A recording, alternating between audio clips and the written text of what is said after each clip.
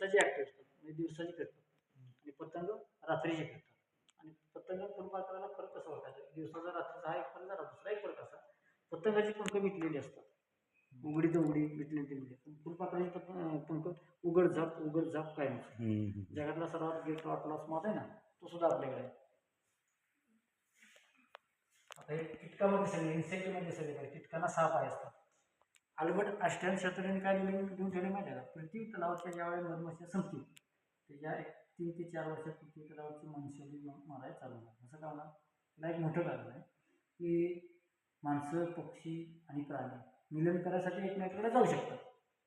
वनस्पती जाऊ शकतात का, नाही. यांचं काम कोण करतं, यांचं मिलन घडवून आणण्याचं काम कोण करतं, मधमाशा हे परागीभवनचं काम करतात, पॉलिनेशनचं काम करतात.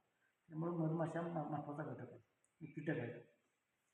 पक्षी, प्राणी, वनस्पती, कीटक आणि जलचर हे 5 घटक आहेत. त्यातला एक घटक जरी मिळाला तरी आपण जगू शकत नाही, पण आपण सगळीच मिळू तर त्यांना काहीच प्रॉब्लेम नाही. ते आपलं दुर्दैव आहे. सगळ्यात मोठं फुलपाखरू बरं काय, भीमपंखी. आणि रत्नमाला आहे ना, सर्वात छोटं फुलपाखरू, मे बी एवढं असतं, मक्या एवढं असतं, मक्यापेक्षा बी लहान. आपला मका आहे ना, खायचा मका, त्याच्यापेक्षा लहान असते रत्नमाला. सगळ्यात मोठं भीमपंखी. आणि महाराष्ट्र राज्याचं राज्य फुलपाखरू ब्ल्यू मॉर्मॉन. या स्टेज असते त्यांची, ते मिलन, नंतर अंडी, कोश, असं तयार होतं परत फुलपाखरू.